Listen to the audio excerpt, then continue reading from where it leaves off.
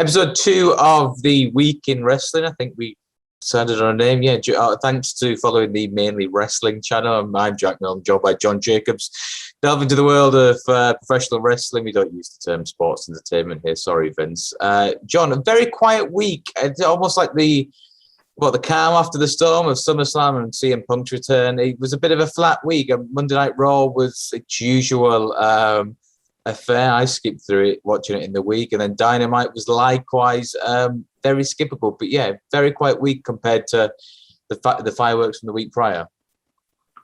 Yeah, I'd say the highlight of the week since we last spoke was Walter versus Ilya Dragunov, NXT Takeover, almost a week ago now.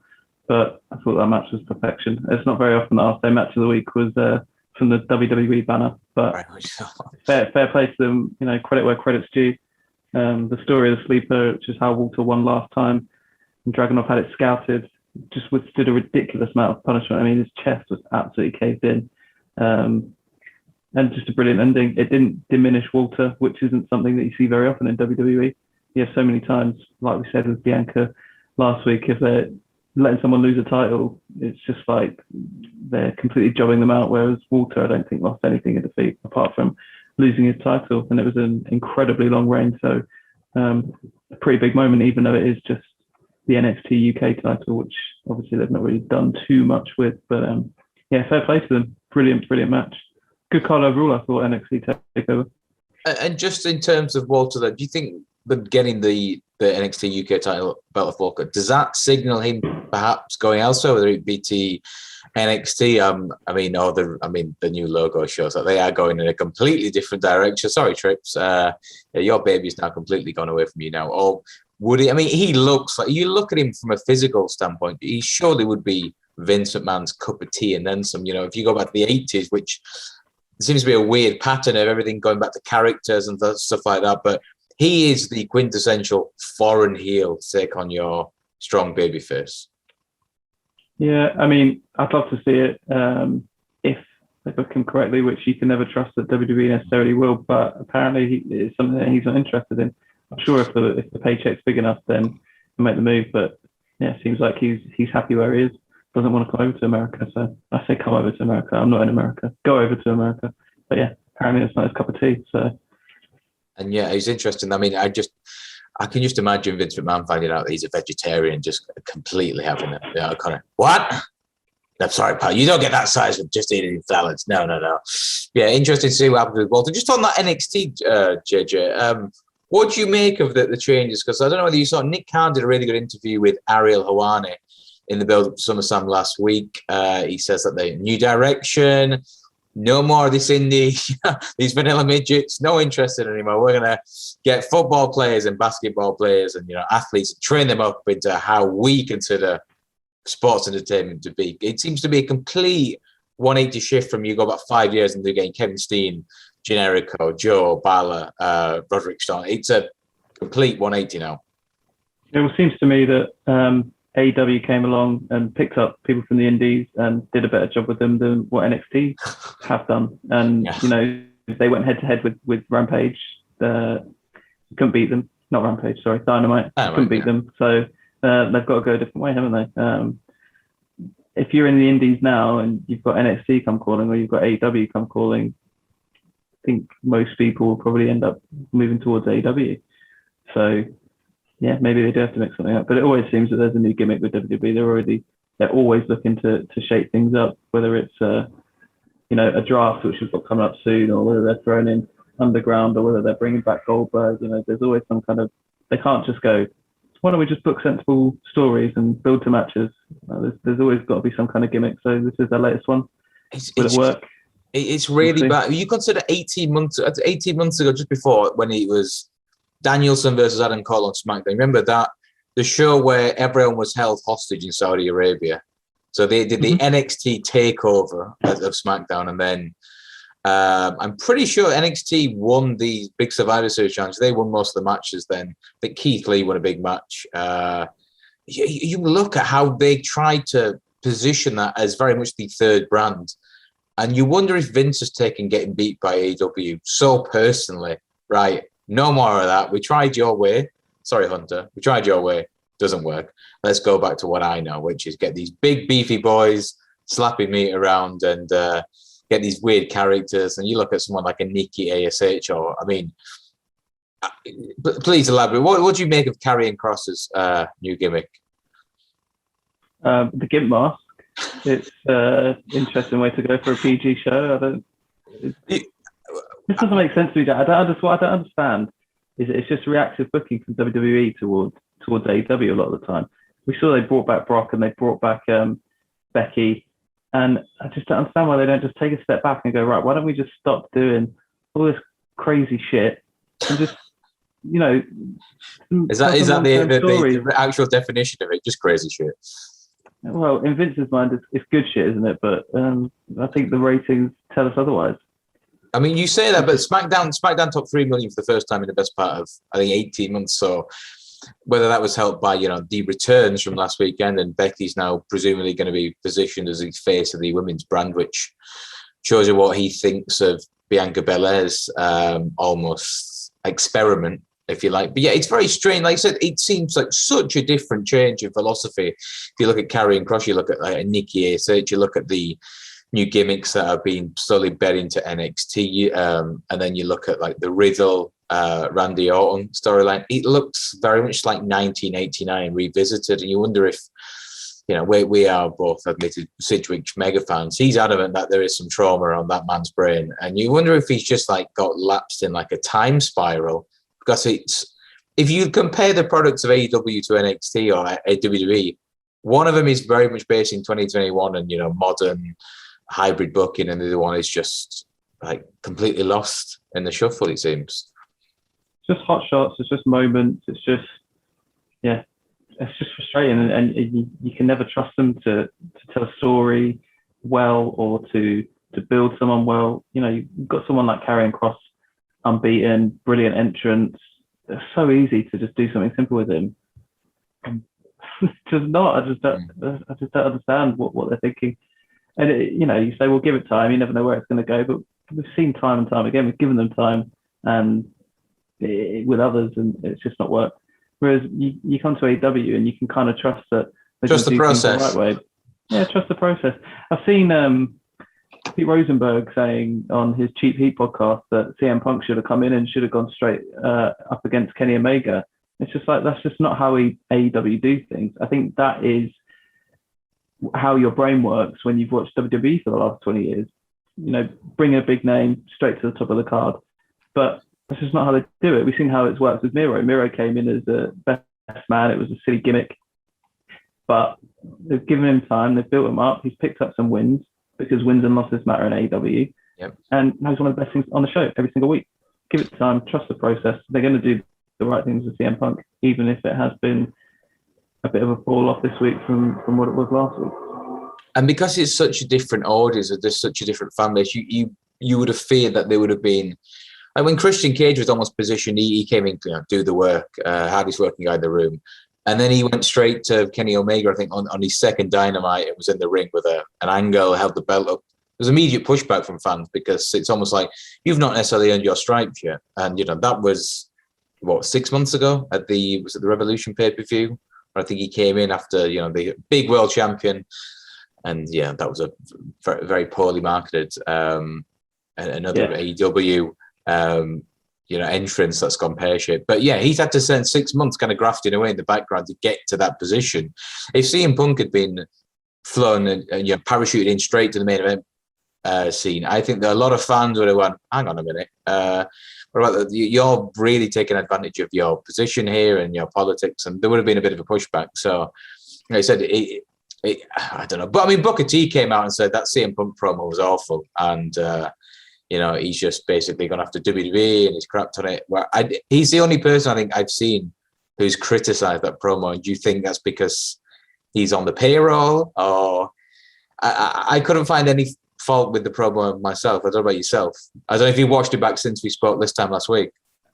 I don't think it's because Booker T is on the payroll. I would trust that that's genuinely his point of view. But if he's the only one out of the 1.2 million that watched it, then fine. And obviously that's just in the US. So, but that's fine. He can have that opinion. but I still enjoyed it, so I don't really care what Booker T thinks.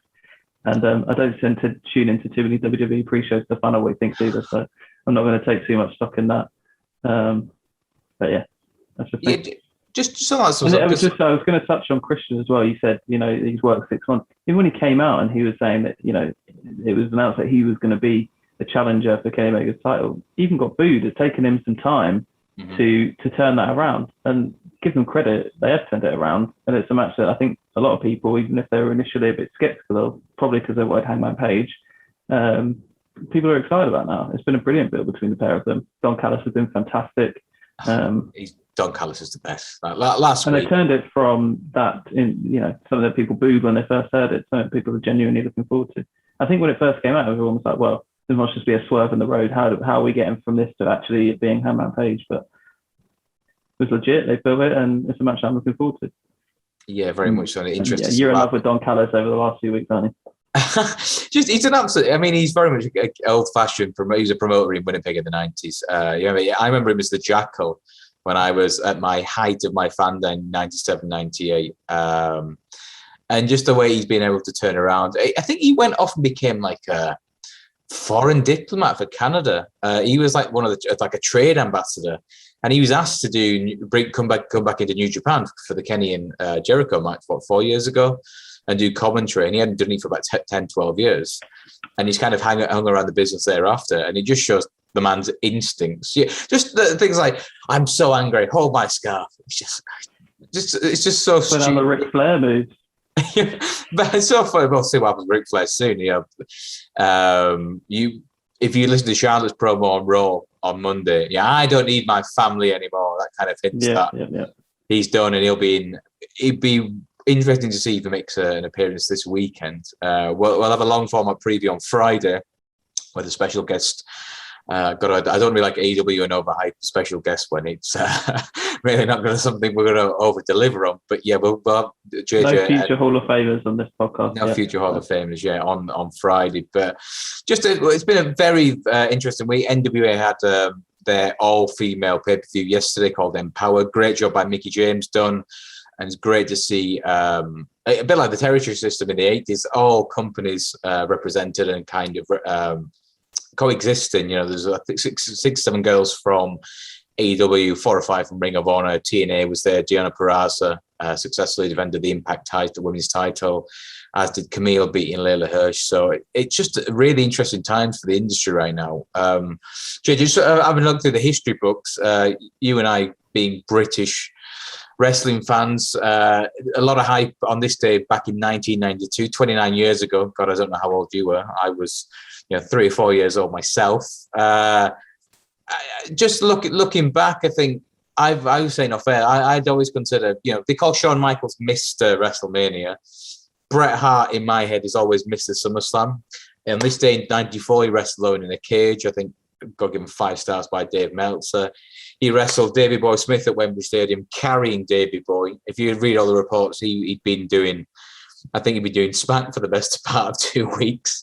And Bret had to basically lay the entire match out and carry him to a somewhat respectable match. But just looking at the archives, are there any SummerSlam moments or matches from those previous cards that stick out in your mind? Oh yeah, a little bit younger than you. I was 2 when that SummerSlam happened, but it doesn't really matter. I think we've all gone back and watched it. You say SummerSlam '92, you think Wembley Stadium, you think Bret Hart and Davey Boy Smith. It's a shame because I started getting into wrestling and watching WWE after Bret Hart had gone. He decided to leave, as we all know, very, very nicely just said, not for me, I'd like to go to WCW. Vince McMahon shook his hand and off he went, very happy, but I didn't know who he was. And really? So it's one of those things where I had to go back once I got born into earlier. Wrestling a little bit more. And he is one of the greats, but is he one of your few favorite of all time? I know Ric Flair's up there for you. Is Bret Hart there as well? Very, very different, right? Very different. Bret was such an artist. Like Ric Flair, for his work ethic, and he was the last traveling world champion for the National Wrestling Night during the 80s. Bret's my all-time favorite. I had WrestleMania 10 taped for me by my dad off Sky, and that was one of the things I'd watch constantly on loop. He wrestled Owen in.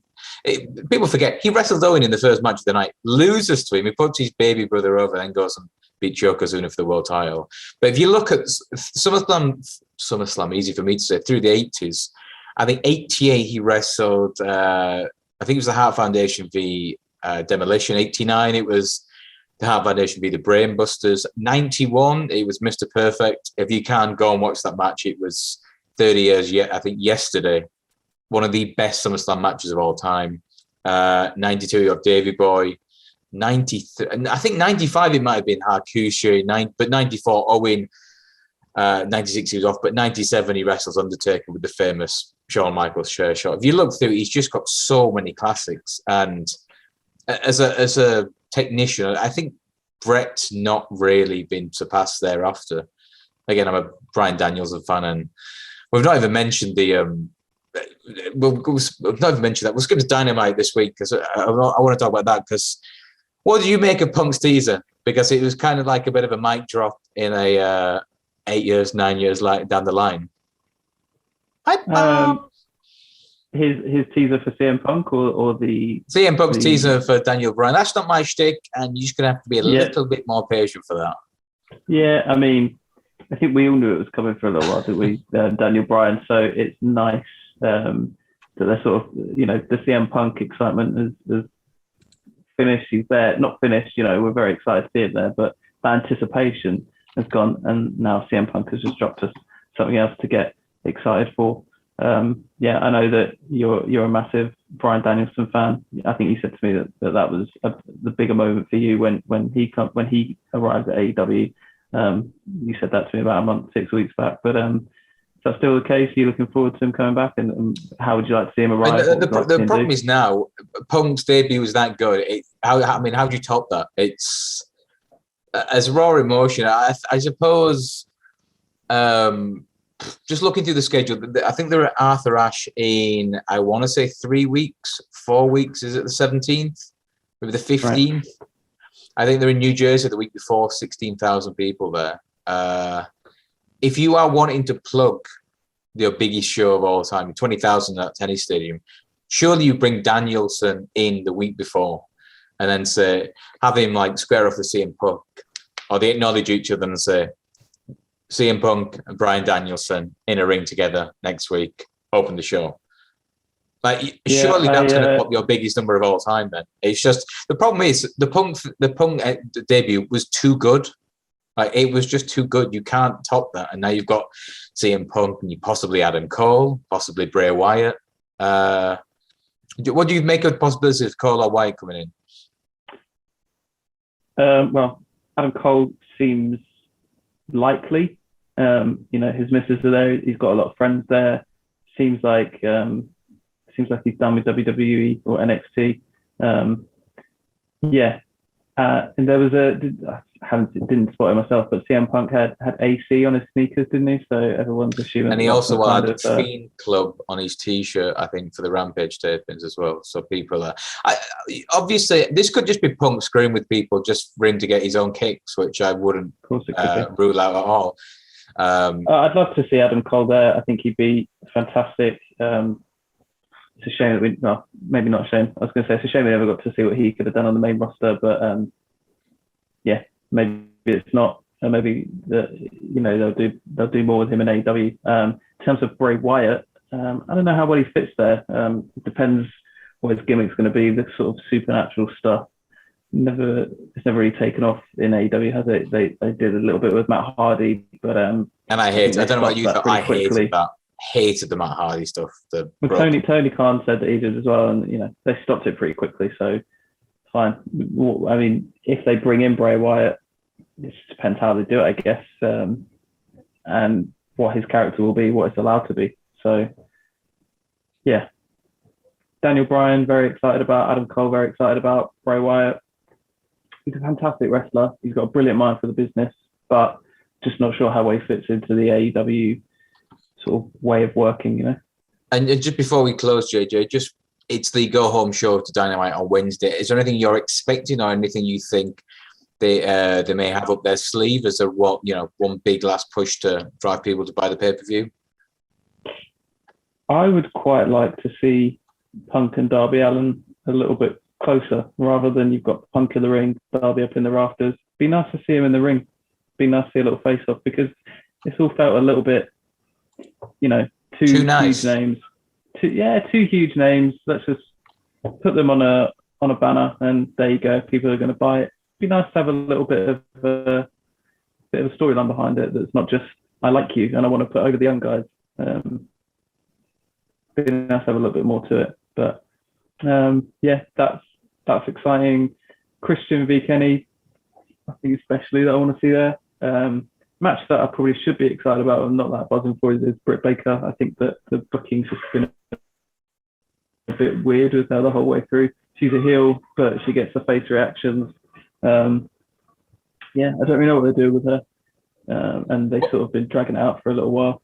When Becky came back and they wanted her to, Becky Lynch before, and they wanted her to be a heel when she attacked Charlotte Flair, and all the fans rejected that and just cheered her because they were delighted with it. They turned her into a face. So not really sure what they're doing with Britt Baker. Not massively looking forward to that one. Just looking through the card, I've got it noted down on my phone here. Jericho v MJF. Kind of feel like the feud was done. I'm not really sure why they're going for one more. Yeah, no interest. Do you think that there is a chance that this is Jericho's last match? Or do you think that it was just clever of them to put him on commentary on Rampage so that this actually makes it feel like there might be a chance of him leaving? Possibly. I mean, what really is there for him to do now? He had the feud with Orange Cassidy last year. He's done the thing, the Inner Circle and the against the Elite. They did the thing with the Pinnacle. The Pinnacle's been disastrous so far. They don't look like a cohesive unit. You presume Santana and Ortiz need to go off on their own to be the breakout tag team that they kind of threatened to be. And who else do you have then? You've got Wardlow, he's heater, Sean Spears, who's the guy in the mid card. I don't think that. And then again, from Jericho, from the other side, you've got the Inner Circle. Yeah, who have you got? Sammy Guevara, Jake Hager's a heater. It's not really there. I don't think there's anything really for Jericho to do. So if you have him retire, you can bring him back as an attraction when need be. It's professional wrestling. People don't stay retired. It's a fact of life. So it would make sense. It seems like a desperate attempt to spice up a feud that they think flagging. No interest in the match personally. I'd be interesting to see the tag match. It's probably time for the Young Bucks to. I don't know about show us, but they have to have some chinks in their armor. And if you have, what you need to happen is the Elite to lose everything. And Kenny's the last belt they have is the AEW World Title. The Good Brothers lose the TNA, the Impact tag titles. The Young Bucks lose the AEW tag titles. He loses the title, AAA championship, and it's just the one thing left. It's like people have chipped away at him. That would make sense from a storyline perspective. But again, as you've already alluded to, just trust the process and enjoy it. Surely. Yeah. We had Eddie Kingston versus Miro. That was confirmed on Rampage. That's a good angle on the card. They built that well. Brilliant, and I would love to see Eddie Kingston with that title. I mean, the guy basically he came in during the COVID era. He's never really had his shot on a stage like this. It would be phenomenal to see him go over, and I'm sure the crowd in Chicago would absolutely love it. But Miro's doing fantastic work as well. If he wins, I'm not going to be disappointed. His gimmick is brilliant, and he's doing good things with that title. So I just hope it's a class match, and then one that I don't really know very much about because I've never really followed NJPW or a lot in Japan, but you might know a little bit more about it. In fact, I'm sure you will. Is John Moxley against Satoshi Kojima? Have I said that right? Yeah. Kojima was a big deal in the early noughties. Like I said, I remember him more from. I know he's been hyped as a New Japan guy. He moved to All Japan and became one of their top guys in around 2002-03. And he was brought in. Ring of Honor had a deal with All Japan, and they brought Liger in for a few shows. But Kojima had a dream match with Homicide at Final Battle 2003 because both throw a strong lariat, big stiff guy. Again, he was early 30s then. He's 50 years old now. If John Mox is like being positioned as the ace of the company and the top, he's the top babyface by all accounts. Surely you have him against somebody rather than, the veterans 11. It's like the dad's five-a-side team they brought through Nagata and now Kojima. And whether this is, and again, with the logical, presumably they know what they're doing, this is a stepping stone to Tanahashi for a dream match. But yeah, it'll be 10 minutes. It'll be stiff. It'll be tough. Moxley goes over and Moxley cuts an angry promo afterwards. Saying, "What are you doing sending me this guy?